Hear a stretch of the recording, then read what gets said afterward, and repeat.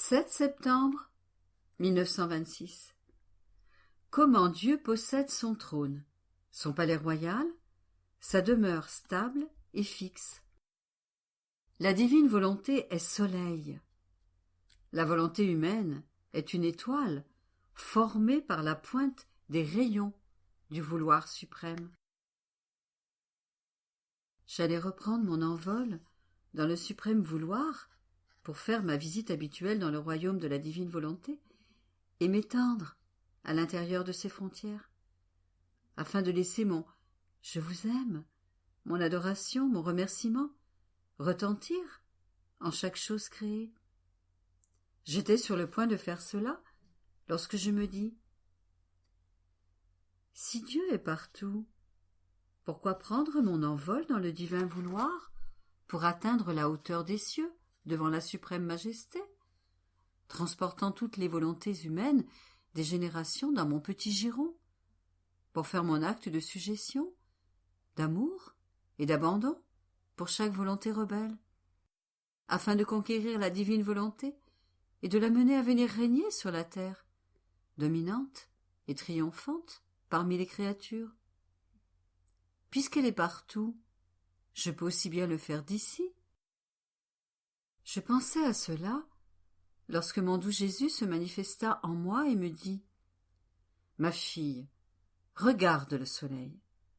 Sa lumière descend et couvre la terre entière.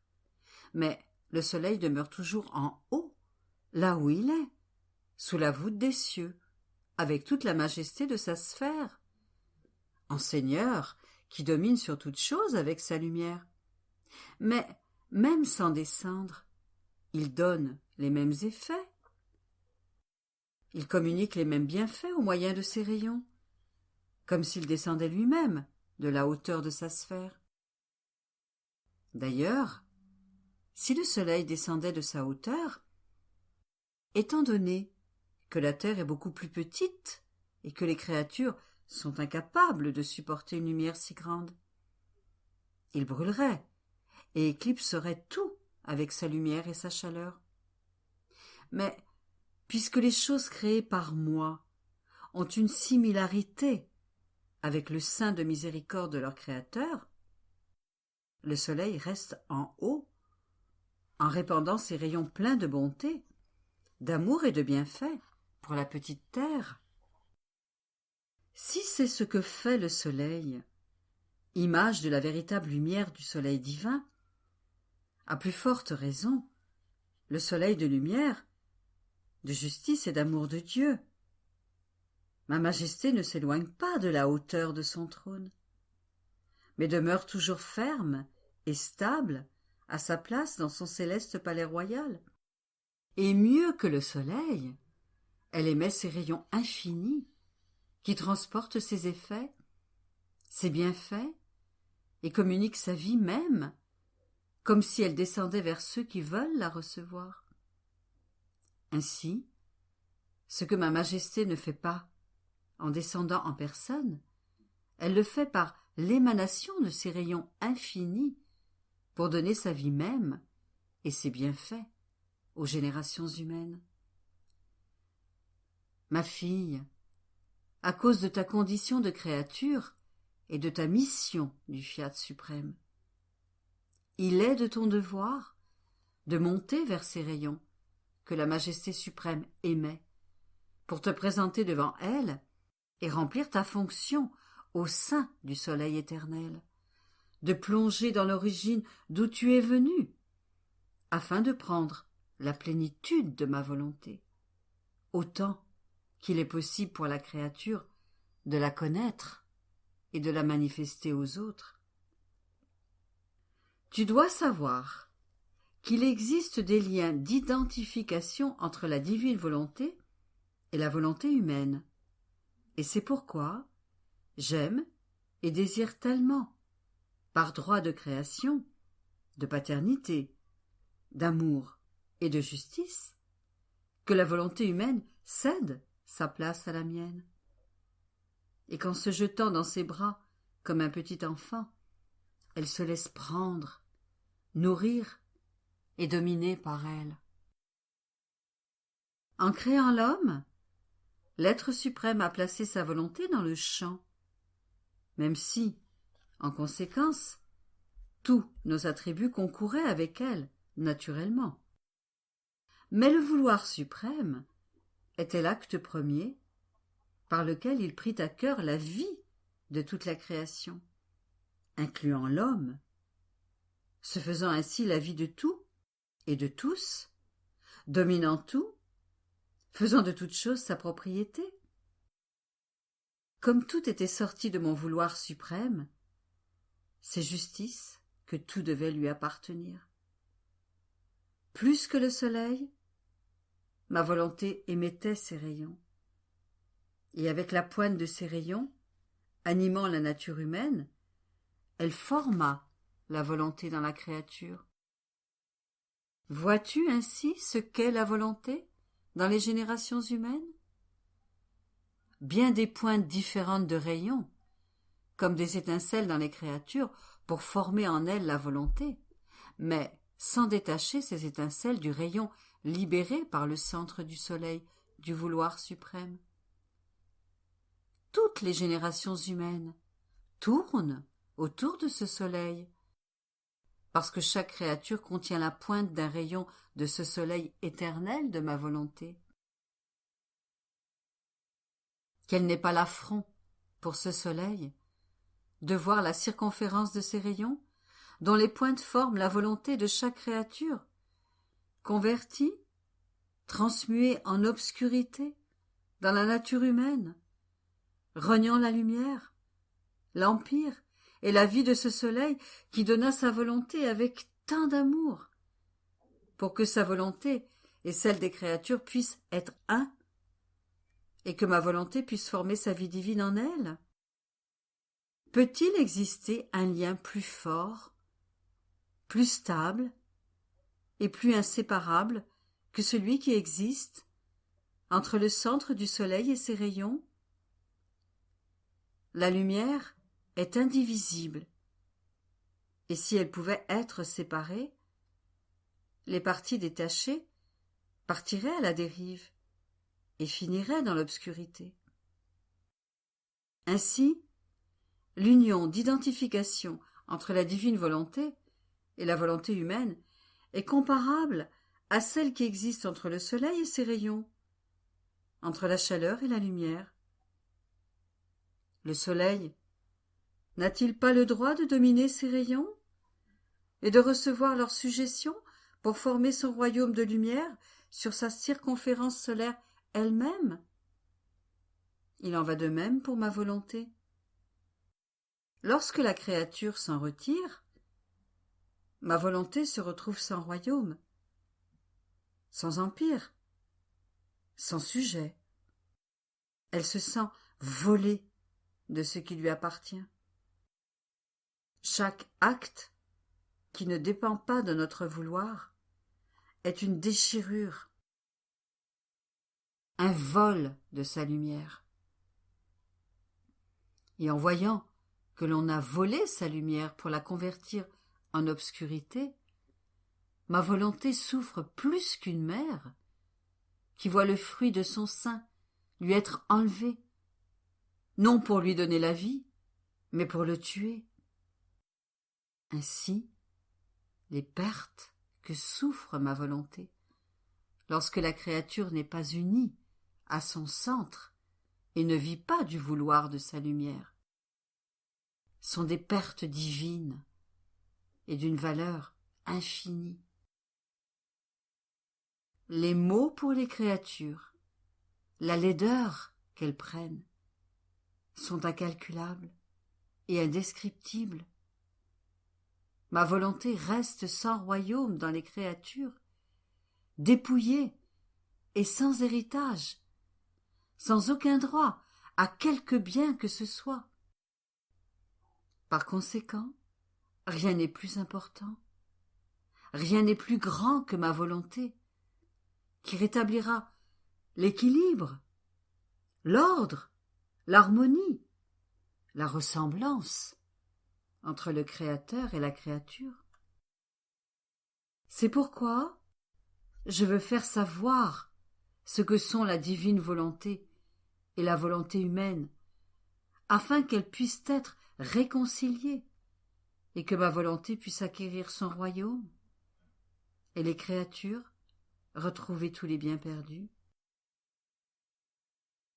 9 septembre 1926.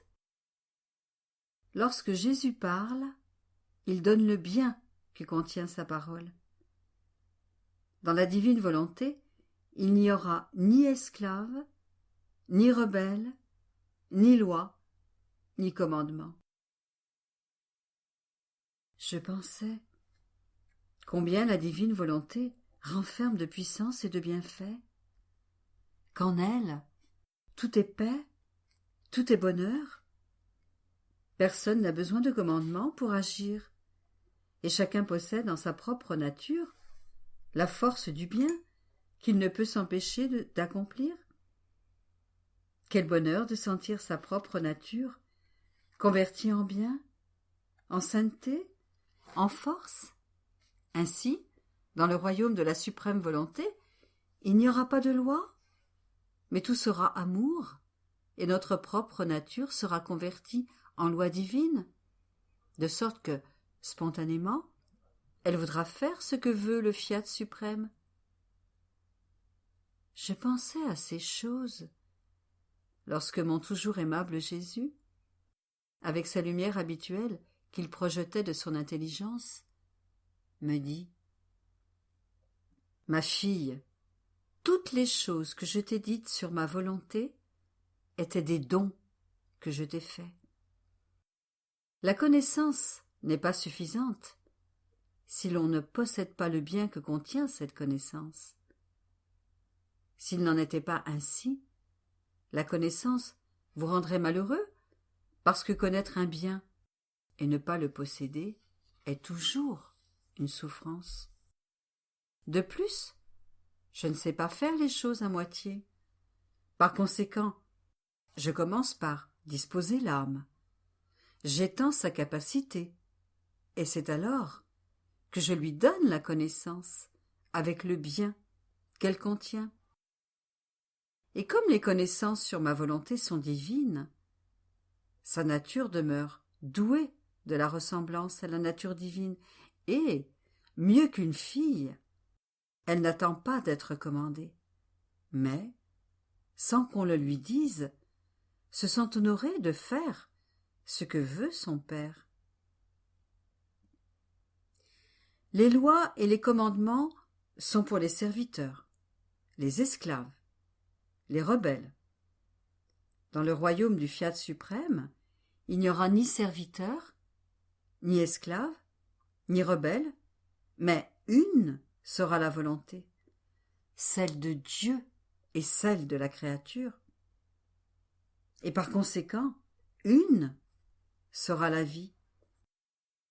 C'est aussi la raison pour laquelle je te dis tant de choses sur ma volonté, pour faire des dons en abondance, non seulement pour toi, mais pour toute âme qui veut venir vivre dans mon royaume, afin qu'elle ne manque de rien, n'ait besoin de rien, mais possède la source des biens en elle-même. Je n'agirai pas comme le Dieu que je suis, grand, puissant, riche, magnanime, si, en ayant constitué le royaume de ma volonté, je ne dotais pas celles qui doivent vivre en lui des prérogatives et des qualités que possède ma volonté. Tu dois également savoir que tout comme toutes choses sont sorties de cet acte unique de Dieu, tout doit retourner à cet acte unique, qui n'a pas de succession d'actes, mais seule celle qui quitte tout pour vivre uniquement de ma volonté peut revenir à cet acte unique. Car lorsque l'âme vit dans ma volonté, tout ce qu'elle fait se convertit en lumière, et ses actes sont naturellement incorporés et identifiés avec la lumière éternelle du soleil de ma volonté. et en conséquence, ils deviennent un acte unique avec l'acte unique de ma volonté. Par contre, en celle qui opère à l'extérieur de ma volonté, on ne peut pas voir de lumière, mais chacun des matériaux que son œuvre contient, et qui ne peuvent être incorporés à la lumière de l'acte unique de Dieu. Et l'on verra immédiatement que cela n'est pas notre chose, que cela ne nous appartient pas. Ainsi, tout ce qui n'est pas fait en vertu du divin fiat ne sera pas reconnu par Dieu.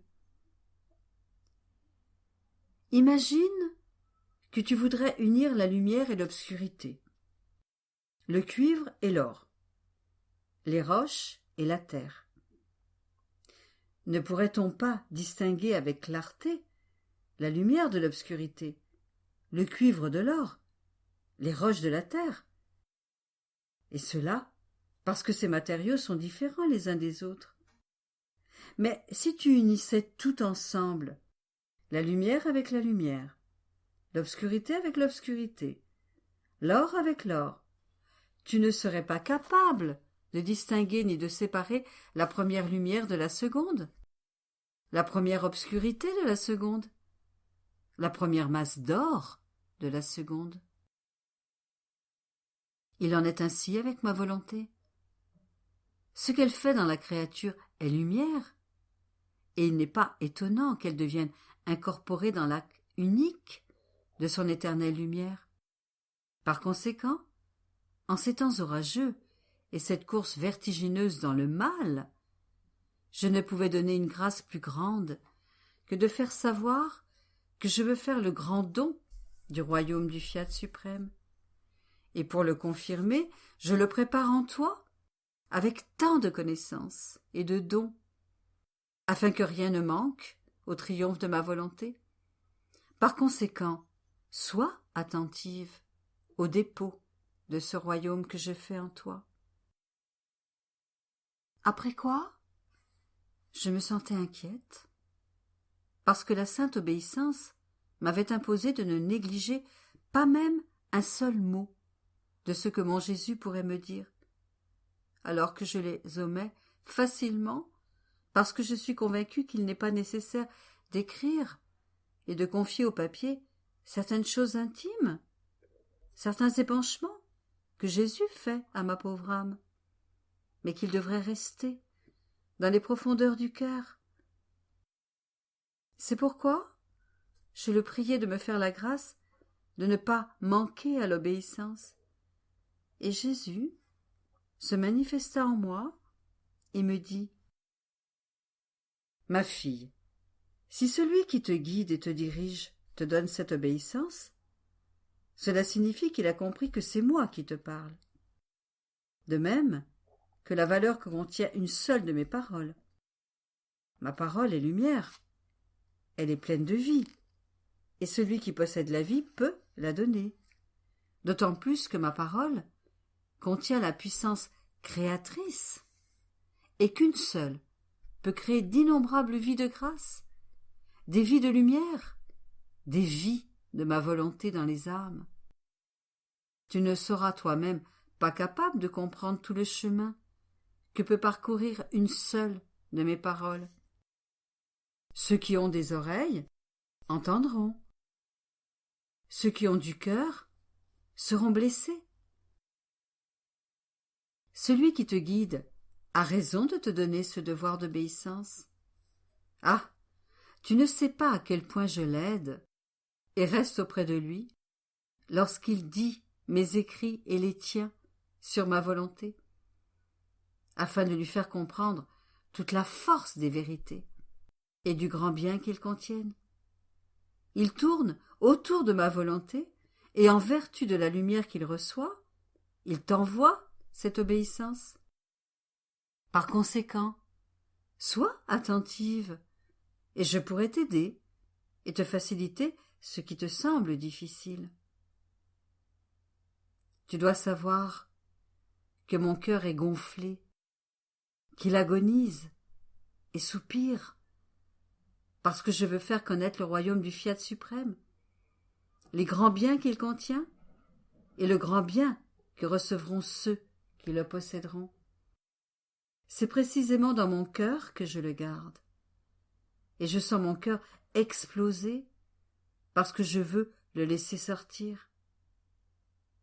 Ne veux-tu pas alors me donner ce soulagement, afin qu'en le laissant sortir, mon cœur puisse se libérer et ne plus avoir à souffrir et à soupirer si douloureusement? Et tu feras cela en faisant connaître ce que je te manifeste concernant ma volonté, parce que tu me donnes ainsi le champ libre pour ouvrir les voies et préparer la place où je dois étendre le royaume de ma volonté. Et si tu ne manifestes pas ce que je te dis, tu fermes les voies, et mon cœur s'enfle davantage. Par conséquent, laisse-moi faire, et toi, suis-moi, et ne t'inquiète pas. 12 septembre 1926. Le lien de l'âme avec la divine volonté est un lien éternel. L'humanité de notre Seigneur possède le royaume de la divine volonté, si bien que sa vie entière en dépendait. Former le royaume de la divine volonté dans l'âme, c'est lui transmettre ce que possède l'humanité de Jésus. Alors qu'il me semble que mon toujours aimable Jésus revient et que je crois ne plus jamais le perdre, il s'échappe soudain, comme l'éclair, et je reste sans lui, sans celui qui forme la vie de ma pauvre existence, avec le clou douloureux de mon délire, pour le retour de celui qui fait se lever le soleil dans ma pauvre âme. Mais, alors que je délirais pour son retour et craignais qu'il ait pu me quitter, il revint soudainement et me dit « Ma fille, ne veux-tu pas te convaincre que je ne peux pas te quitter? Si ton union avec moi était liée, formée, scellée, sur une base autre que celle de ma volonté, tu pourrais le craindre. Mais comme elle est liée, écrite, signée sur la base éternelle de ma volonté, ce qui est éternel n'est pas sujet à des mutations. Au contraire, ton être tout entier, tes désirs, tes affections, et même tes fibres les plus intimes, sont liés par des liens éternels, et ma volonté s'écoule en eux, pour se constituer leur vie et les former de la substance divine et éternelle que contient ma volonté. L'éternité peut-elle être divisée? Dieu peut-il jamais changer? L'être suprême peut-il jamais être séparé de sa volonté? Tout cela est inséparable, indivisible. De la même manière, tout ce que ma volonté unit entre dans l'ordre divin et devient séparable de moi. Aussi, comment puis-je te quitter? S'il n'en était pas ainsi, tout ce que ma volonté a fait en toi, son art, son fondement, ses manifestations même, ne serait qu'un jeu, quelque chose de superficiel, une façon de parler, et non une réalité.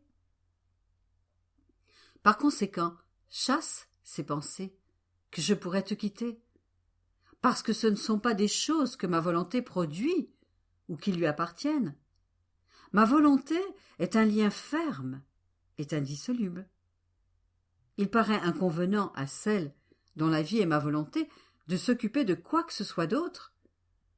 Tu devrais plutôt demeurer ferme dans ta volonté d'étendre les frontières de son royaume, afin qu'il puisse triompher, qu'il puisse être formé en toi, et que tu puisses le transmettre aux pauvres générations qui sont maintenant en train de se tortiller et de former le courant des gouffres dans lesquels elles seront balayées.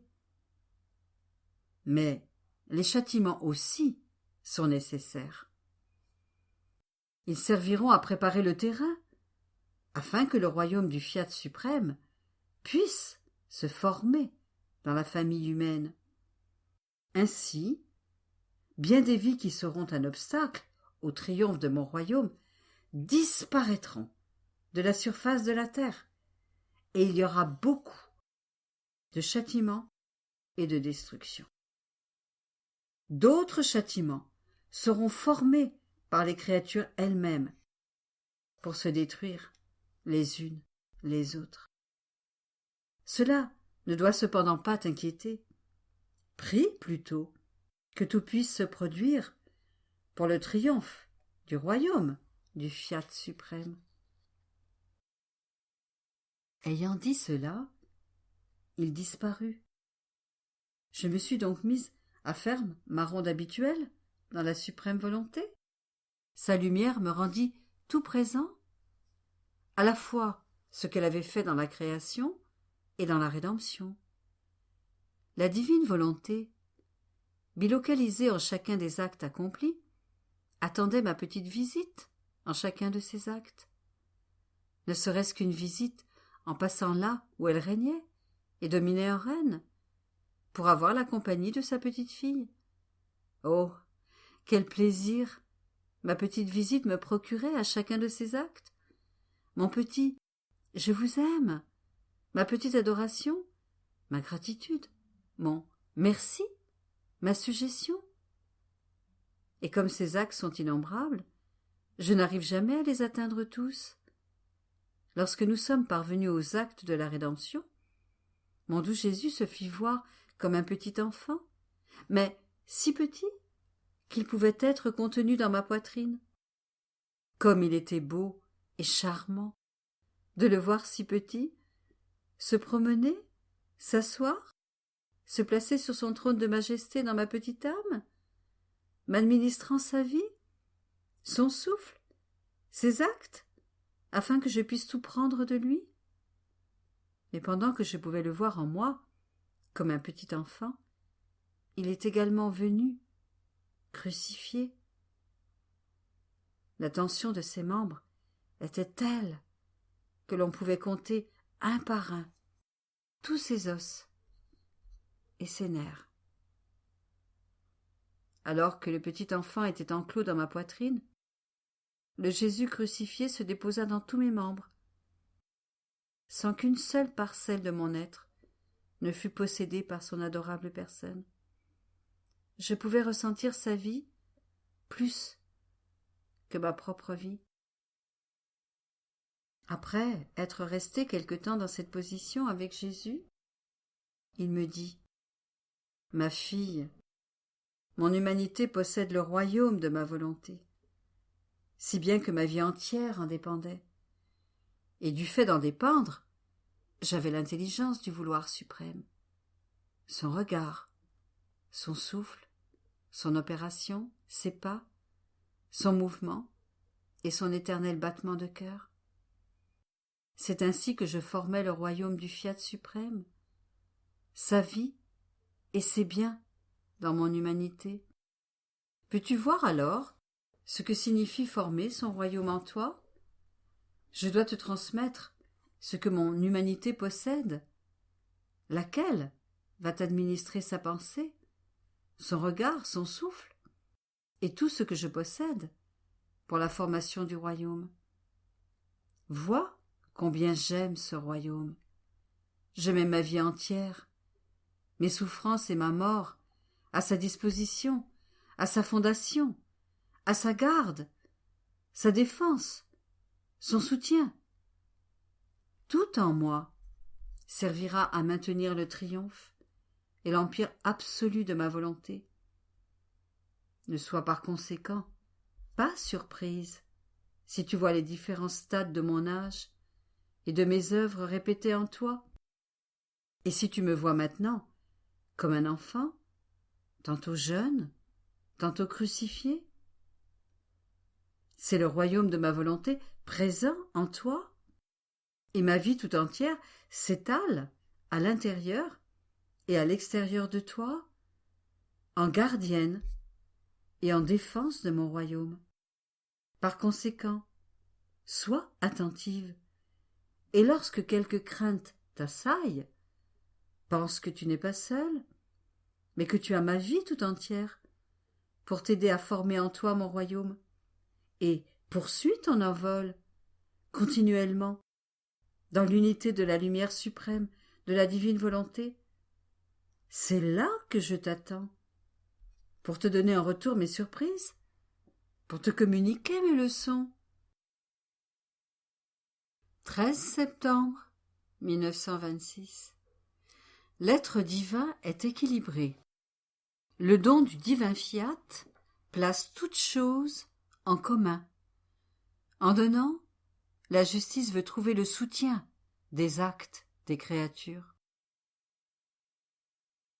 Après avoir fait ma ronde habituelle dans le vouloir suprême, je priai le bon Jésus au nom de sa création et de sa rédemption, au nom de tous, du premier au dernier homme, au nom de la Reine souveraine et de tout ce qu'elle a fait et souffert, pour que le fiat suprême puisse être connu, que son royaume soit établi avec un triomphe et un empire complet.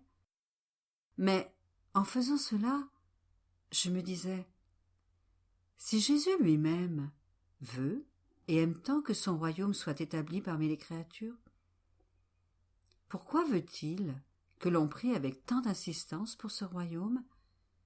S'il le veut, il peut donner son royaume sans tous ses actes continuels. Et mon doux Jésus se manifesta en moi et me dit, « Ma fille, mon être suprême possède l'équilibre parfait, également en donnant mes grâces et mes dons aux créatures. D'autant plus lorsqu'il s'agit de ce royaume du fiat suprême, qui est le don le plus grand que j'avais déjà fait au commencement de la création, et que l'homme a rejeté avec tant d'ingratitude. Considères-tu comme une peccadille d'avoir placé une divine volonté à sa disposition avec tous les biens qu'elle contient, et cela non seulement pour une heure ou une journée, mais pour sa vie entière? Et le Créateur, plaçant son adorable volonté dans la créature, afin de pouvoir mettre en commun sa ressemblance, sa beauté, ses mers infinies de richesse, de joie, de bonheur sans fin. Ce n'est qu'en possédant notre volonté que la créature pouvait acquérir les droits de communion, de ressemblance et de partage de tous les biens avec son Créateur. Sans ma volonté, il ne peut y avoir entre nous de communion. Et si la créature prend quelque chose, ce ne sont que les floraisons et les miettes de nos biens infinis.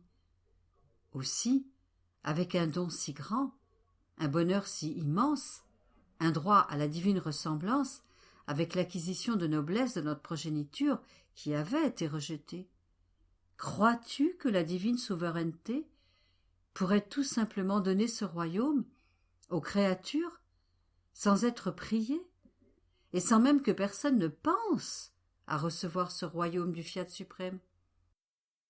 Ce serait répéter l'histoire qui a eu lieu dans l'Éden terrestre, et peut-être même pire.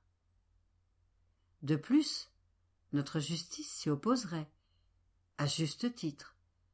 Par conséquent, tout ce que je te fais faire, les rondes continuelles dans le suprême vouloir, tes prières incessantes pour que ma volonté vienne régner, ta vie sacrifiée durant tant d'années, sans connaître ni le ciel, ni la terre, et dans le seul dessein de la venue de mon royaume, sont autant de soutiens que je place devant ma justice, pour qu'elle puisse abandonner ses droits et que, se contrebalançant avec nos attributs, elle puisse trouver juste que le royaume du fiat suprême soit redonné aux générations humaines. La même chose s'est produite dans la rédemption. Si notre justice n'avait pas trouvé les prières, les soupirs, les larmes, les pénitences des patriarches, des prophètes, et tout le bien de l'Ancien Testament, et également une Vierge reine qui possédait entièrement notre volonté, et qui, prenant la chose à cœur et avec d'incessantes prières, a pris sur elle la tâche de satisfaire pour toute l'humanité, notre justice n'aurait jamais concédé la descente si longtemps attendue du Rédempteur parmi les créatures. Ma justice aurait été inexorable et aurait prononcé un sec non à ma venue sur terre. Et lorsqu'il s'agit de préserver l'équilibre de notre être suprême, il n'y a rien qu'on puisse faire. Or, jusqu'à maintenant, qui a jamais prié avec intérêt, avec insistance, faisant le sacrifice de sa propre vie, pour que le royaume du Fiat suprême puisse venir sur la terre, triompher et dominer? Personne.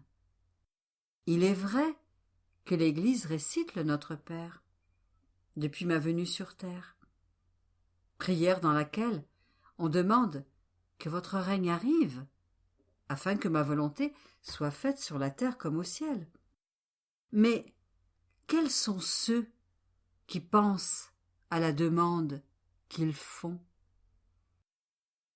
On peut dire que toute l'importance de cette demande portait sur ma volonté, et que les créatures la récitent machinalement, sans la comprendre, et sans aucun intérêt pour obtenir ce qu'elles demandent.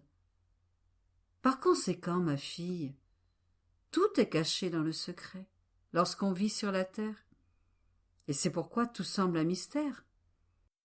Et si quelque chose est connu, cela est si limité que l'homme a toujours quelque chose à dire sur tout ce que j'opère dans mes œuvres à travers les voiles des créatures. Elles en arrivent à dire: et pourquoi ce bien et ces connaissances n'ont-ils pas été donnés avant, alors qu'il y a eu tant de grands saints? Mais dans l'éternité, il n'y aura pas de secret. Je révélerai tout et montrerai toutes choses et toutes mes œuvres avec justice.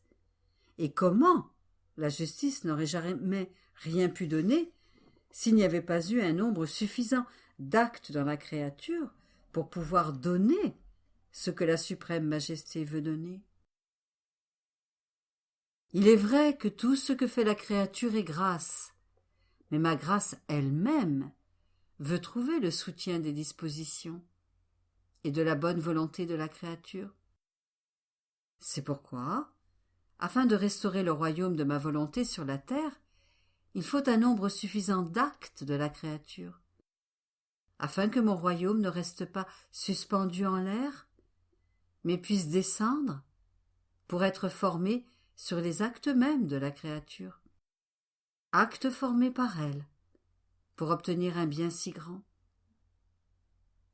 C'est pourquoi je te pousse tellement à parcourir toutes nos œuvres, dans la création et la rédemption, afin que tu puisses placer la partie de tes actes, ton « je vous aime », ton adoration, ta gratitude, ton « merci » sur toutes nos œuvres.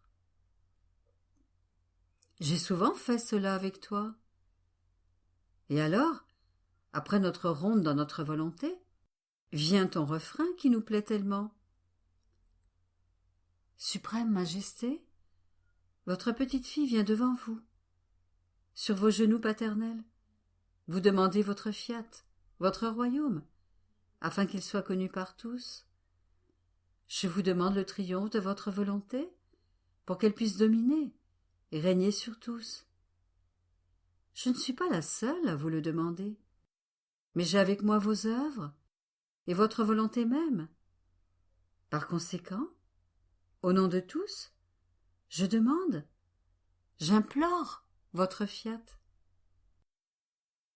Si tu savais quelle brèche peut ouvrir ton petit refrain dans notre être suprême, nous nous sentons prier par toutes nos œuvres, suppliés par notre volonté elle-même. Le ciel et la terre prient à genoux pour nous demander le royaume de la volonté éternelle. Par conséquent, si tu veux ce royaume, continue tes actes afin qu'en atteignant le nombre établi, tu puisses obtenir ce que tu désires avec tant d'insistance. 15 septembre 1926. Garde et vigilance de Jésus lorsqu'elle écrit. Combien le royaume du fiat coûte cher. Les actes accomplis dans le fiat sont plus que le soleil.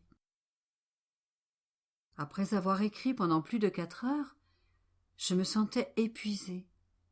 Et alors que je commençais à prier sa très sainte volonté, à ma manière habituelle, mon doux Jésus sortit de mon intérieur et me serrant contre lui, toute tendresse, il me dit « Ma fille, tu es fatiguée, repose-toi dans mes bras. Combien le royaume du fiat suprême nous coûte, à moi et à toi, alors que la nuit, parmi toutes les autres créatures, certaines dorment, d'autres s'amusent, et que plusieurs vont jusqu'à m'offenser. Pour moi, comme pour toi, il n'y a jamais de repos, même la nuit. Toi, occupé à écrire, et moi, à te surveiller, et à te communiquer les paroles et les enseignements concernant le royaume de la suprême volonté. Et lorsque je te vois écrire, pour que tu le fasses jusqu'au bout et sans te fatiguer, je te soutiens dans mes bras, pour que tu puisses écrire ce que je veux, être capable de donner tous les enseignements, toutes les prérogatives, les privilèges, la sainteté et les richesses infinies que possède mon royaume. Si tu savais combien je t'aime et quel plaisir je prends à te voir sacrifier même ton sommeil et ton être tout entier, par amour pour mon fiat qui désire tant se faire connaître aux générations humaines. Cela nous coûte beaucoup, il est vrai, ma fille. Et pour te récompenser, presque toujours, après avoir écrit, je te laisse te reposer sur mon cœur, qui est submergé de douleur et d'amour. La douleur, que mon royaume ne soit pas connu, et l'amour, avec lequel je veux le faire connaître, afin qu'en sentant mon chagrin et le feu qui brûle en moi, tu puisses te sacrifier tout entière et ne rien épargner pour le triomphe de ma volonté. Et alors que j'étais dans les bras de Jésus, la lumière immense de la divine volonté qui remplissait le ciel et la terre m'appela à faire mes actes habituels, pour que mon je vous aime et mon adoration résonnent dans la création tout entière, et qu'elle puisse avoir la compagnie de sa petite fille en chaque chose créée, où ma volonté règne et domine. Puis, après avoir fait cela, mon doux Jésus me dit « Ma fille, quelle lumière, quelle puissance, quelle gloire acquiert l'acte de la créature accompli dans ma volonté. Ces actes sont plus que le soleil, alors que le soleil reste tout là-haut. Sa lumière éclipse les étoiles et remplit la terre entière, apportant à toute chose son baiser, sa chaleur, ses effets bénéfiques. La nature de la lumière est de se diffuser, et elle ne fait rien d'autre que donner les biens qu'elle possède naturellement à ceux qui les veulent. Les actes accomplis dans ma volonté sont symbolisés par le soleil. Lorsque l'acte est formé, ma volonté lui administre la lumière pour former le soleil qui s'élève bien haut, parce que la nature du soleil est d'être en haut, non en bas. Sinon, il ne serait pas capable de faire le bien qu'il fait. En fait, les choses qui sont accomplies en bas sont toujours circonscrites, individuelles, limitées dans le temps et l'espace. Elles ne sont pas et ne peuvent pas non plus produire des biens universels. Aussi, ce soleil, formé par ma volonté et par l'acte de la créature, en s'élevant jusqu'au trône même de son Dieu, forme, la véritable éclipse. Il éclipse le ciel, les saints, les anges. C'est comme si la longueur de ses rayons prenait le contrôle de la terre. Sa lumière bénéfique apporte la gloire, la joie, le bonheur au ciel et la lumière des vérités à la terre. Il disperse les ténèbres, la souffrance causée par le péché, la désillusion des choses éphémères. Le soleil est un, mais sa lumière contient toutes les couleurs et tous les effets pour donner la vie à la terre. De la même manière, l'acte est un est le soleil de ma volonté formé en elle. Mais ses biens et ses effets sont innombrables. C'est pourquoi le royaume du Fiat suprême sera un royaume de lumière, un royaume de gloire et de triomphe. La nuit du péché n'y entrera pas, mais il fera toujours plein jour. Ses rayons resplendissants seront si pénétrants qu'ils triompheront de l'abîme où la pauvre humanité est tombée.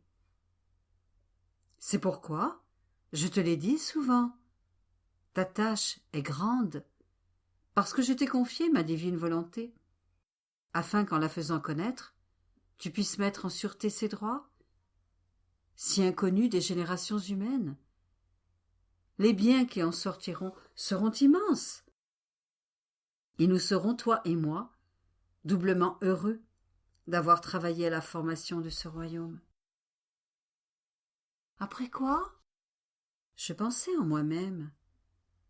Mon bien-aimé, Jésus, dit tant de choses admirables sur ce royaume si saint de la suprême volonté.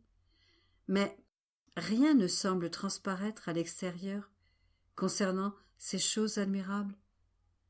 Si les prodiges, les grands biens et le bonheur de ce royaume pouvaient être vus, la face de la terre en serait transformée, et un sang pur, saint et noble coulerait dans les veines humaines, convertissant sa nature en sainteté, en joie et en paix éternelle. À ce moment, Jésus sortit de mon intérieur et me dit : « Ma fille, ce royaume du Fiat suprême doit d'abord être bien établi, formé et développé entre toi et moi, puis être transmis aux créatures. La même chose s'est produite entre la Vierge et moi. Je fus d'abord formé en elle, je grandis dans ses entrailles, je fus nourri à son sein.